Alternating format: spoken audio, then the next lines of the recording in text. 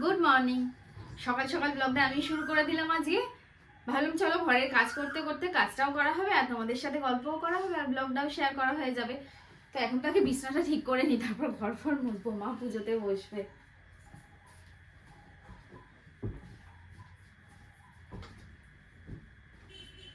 কিছু বলছিলে তুমি আমাকে? কি বলছো? আমি ওদিকে যাব। হ্যাঁ যাও। কোথায় যাবে? ওই একটু তোমাদের ওখান থেকে তুলসী পাতা নেব। ও আচ্ছা আচ্ছা, যাও। তুমি ওদিকটা জোগাড় করো, আমি এখানে ঘরটা মুছে দিচ্ছি, বিছানাটা ঠিক করে। রাত্রিবেলা যা বৃষ্টি হয়েছে সে আর তোমাদের কি বলবো। রাত্রিবেলা যা বৃষ্টি হয়েছে তোমাদের আর কি বলবো। তোমরা কে কোথা থেকে দেখছো এটা অবশ্যই আমাকে কমেন্টে জানিও।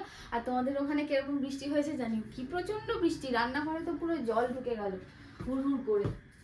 চলো, বিছানাটা ঠিক করা হয়ে গেছে। এই যে তুলসী পাতাটা তুলে আনলাম, ঠাকুরকে দেব। সবই গোছানো হয়ে গেছে মোটামুটি। এইবার পুজো শুরু করব। তুমি যা করার করো। এই ঠিক আছে, আমি করে দিচ্ছি। তো ঘরটা ঠিক করা হয়ে গেছে। কালকে রাতে জামা কাপড়গুলো সব রোদে দিয়ে দিয়েছো না? কালকে রাতে কি ছিল? ওই যে ভেজা প্যান্ট গুলো দিয়ে দিয়েছো তো ভুলে? ওগুলো প্যান্টটা ও আমি দেখেছো আমি কেরম ভুলে যাই। মা দিয়ে দিয়েছিল সকালে, আমি আবার ওগুলোকে তুলে নিয়ে এসে ওকেই দিলাম, ও পড়ে গেল। আমি আবার বলছি ভেজাগুলো দিয়ে দিয়েছে তো। না আমারগুলো তো এখানে এই যে শুকিয়ে গেছে।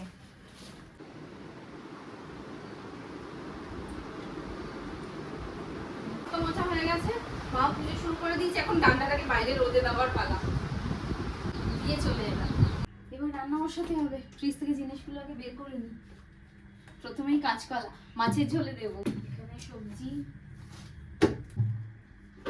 বাহ পটলগুলো খুব সুন্দর সুন্দর, লম্বা লম্বা লম্বা লম্বা বড় বড় পটল দেখলেই না এত ভালো লাগে।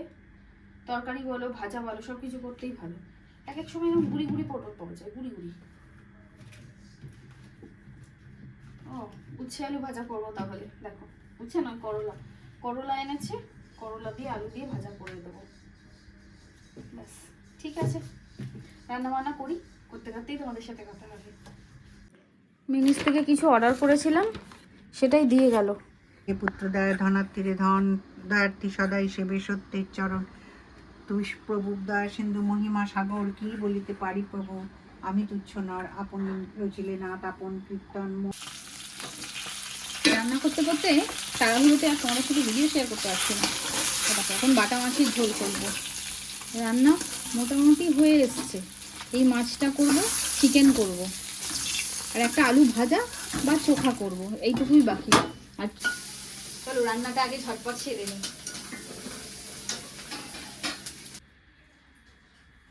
খাবার দাবার সব দেওয়া মিটলো জানো তো, এবার রাতের রান্নার প্রস্তুতি নেব। তাই ভাবলাম তার আগে একটু মাথায় তেল মেখে নিই। কারণ কি 15-20 মিনিট কি আধ ঘন্টা খুব বেশি হলে থাকবে, তারপরে শ্যাম্পু করে নেবো।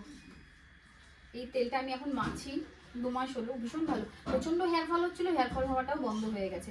এই যে এটা অল্পই মাখবো, গরমে না বেশি মেখে থাকাও যায় না।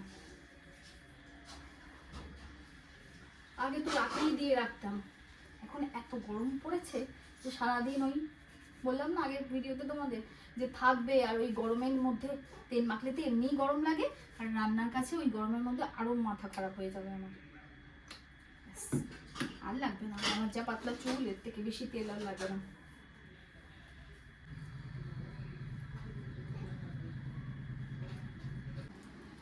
রিও চিৎকারের পর চিৎকার করে যাচ্ছে, কারণ ও জেনে গেছে বাড়িতে পেয়ারা আছে, আঙুর আছে, সব ফল আছে, ওর ফেভারিট ফেভারিট, ওই জন্য ওই যে চিৎকার করছে।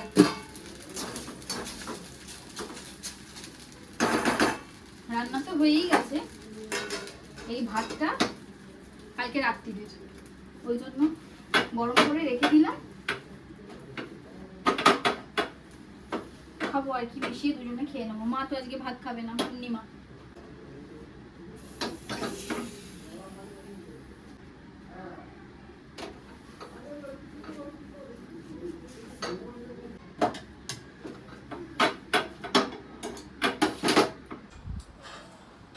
আমার খাবারগুলো বেড়ে নিয়েছি, এবার বসে খেয়ে। আমি তো ভাত নিলাম, ডাল নিলাম, আলু চোখা নিলাম, আর এই যে সবজি দিয়ে মাছের ঝোলটা আমার আছে, এটা দিয়ে আমার হয়ে যাবে, আর কিছু খাবো না। দেখতে দেখতে 3টে বাজতে যায়, 3টে বাজতে 10।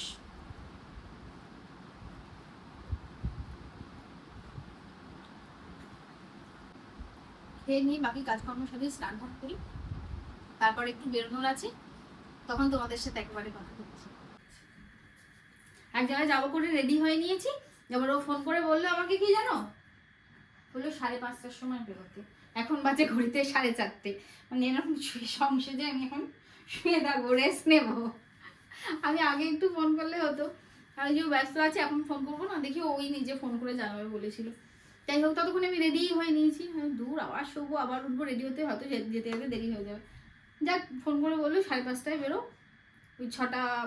ওই 5:50 নাগাদ একটা সরফুলি লোকাল থাকে, ওটা ধরে চলে যেতে বললো। কোনো করে নামবো, কি আর করবো, এরকমভাবেই শুয়ে থাকি, কিছু করার নেই। উঠে আর একবার সাইডটা একটু ঠিকঠাক করে নিই, চুল আসে, আবার তখন যাওয়া যাবে। তো যাক, আমি শুই একটুখানি। এবারে ফাইনালি বেরোলাম, কাঁঠাল কাছে বসে দেখে যাচ্ছে কোকিলটা।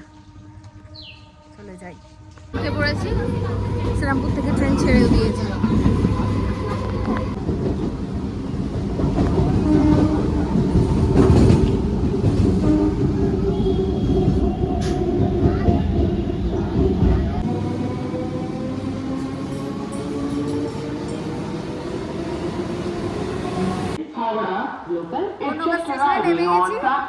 ট্রেনের অ্যানাউন্সমেন্ট হচ্ছে, ও আমাকে নিতে আসছে, দাঁড়িয়ে আছে বললো স্টেশনে। চলো যাই, নেমে গেছি তো, দেখি কোথায় দাঁড়িয়ে আছে। ফোন তো করলো, বললো কাননের সামনে, ওই তো কাননের সামনে দাঁড়িয়ে আছে।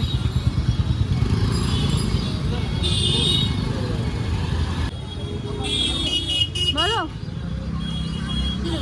এই যে ঘুটু চলে এসছে, ঘুটু চলে এসেছে।